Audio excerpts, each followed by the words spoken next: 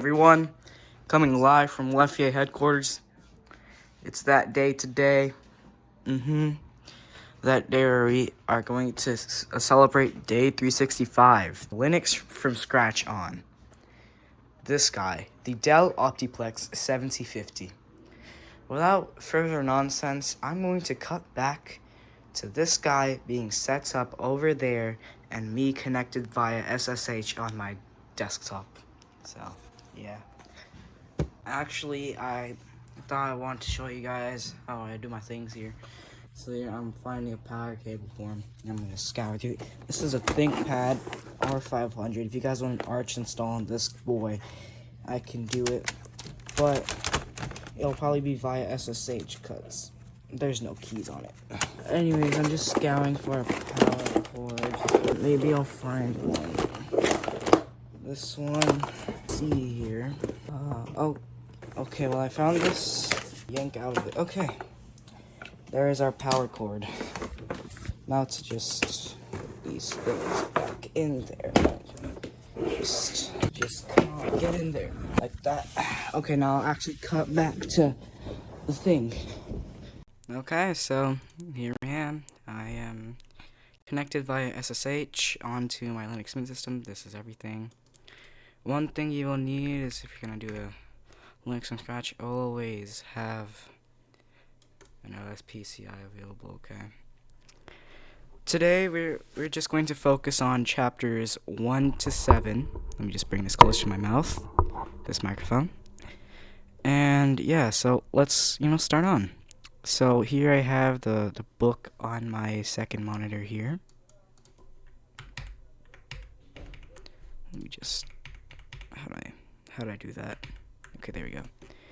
So I'm going to start from chapter 2 here because chapter 1's like, stuff like that. So what we're going to do first is, let me try something first. Just to get familiar. How do I copy paste? 1 second.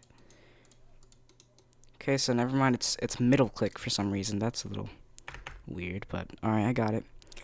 So, make sure you know everything here.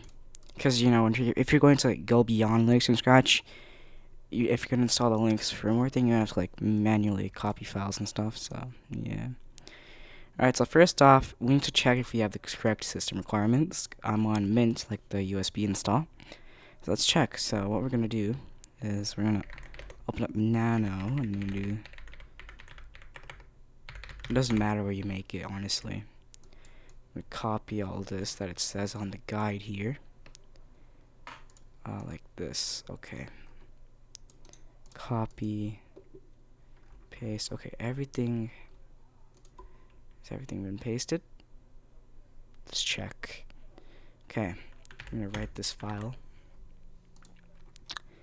Now we're going to do bash version sh. Okay. This tells us a few errors that it tells us that we don't have a few programs, so we're on. So we're gonna do apt install Bison Gawk M4 TextInfo. Alright, so we're gonna install this and I'll come back to you guys in a minute. Alright, so we have gotten our programs, so if I run that again, it should say we are fine. As you can see, there is no, whatever that is. We have everything, so we can continue. Building Linux from scratch in stages. How do I make this bigger? Whatever, this is fine. So what we're going to need to do, we're gonna start with partitioning, so this is SDA. We had Fedora on this computer last time, but we're gonna have to change this today. So here goes everything. We're gonna write this. I'm gonna need to write a few things, so we're going to need let's give it 1 gigabyte because it is LFS for EFI, because I have a UEFI system over here. For here, let's give it, I'm feeling generous, let's give it like 25 gigabytes to swap. Hey, you never know what's gonna happen, okay? You gotta be careful. I have like enough storage space anyways. On that. Okay, so we have altered our partitions here. So, what I am going to do, I'm going to make, well, EFI is... Oh, no, hold on. Let's grab LSBLK again.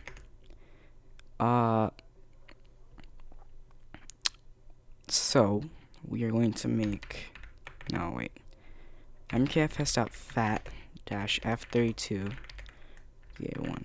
If you're going to ever do anything, make sure for fat32 never go beyond 4 gigabytes.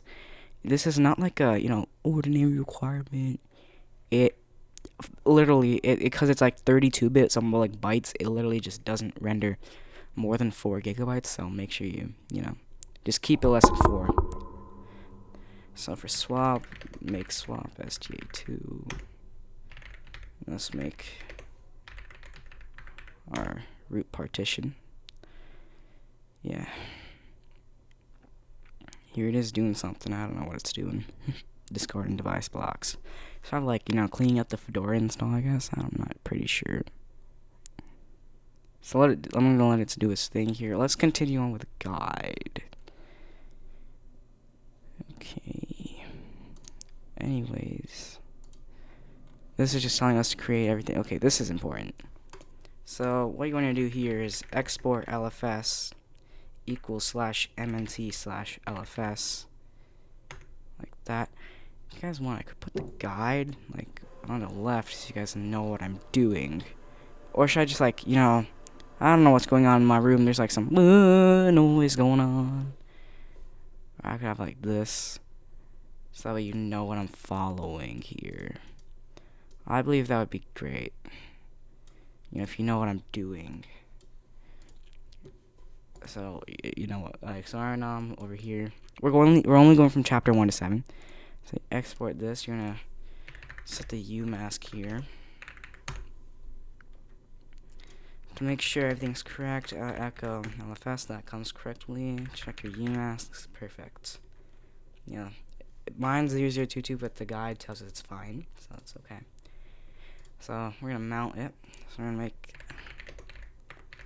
Let's do this. Okay. ext4. Just like that.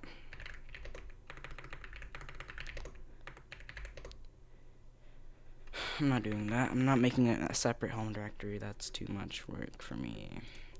Change the owner here.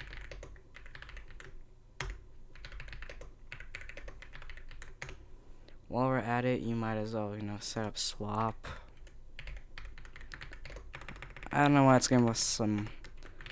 It's giving us like more direct options here with like sbin. We don't need that because we're still on the mint thing, right?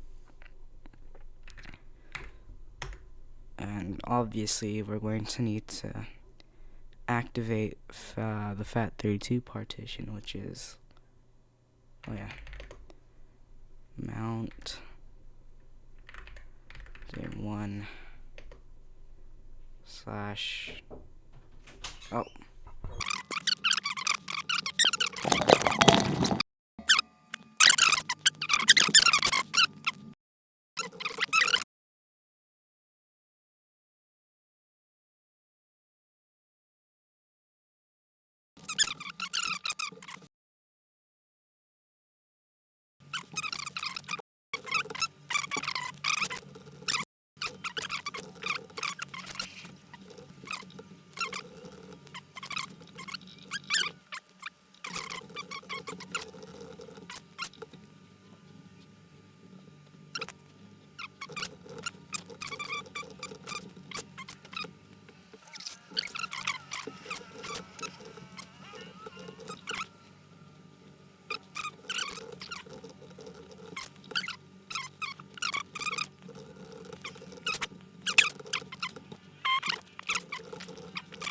Isn't that nice? Look at that beauty.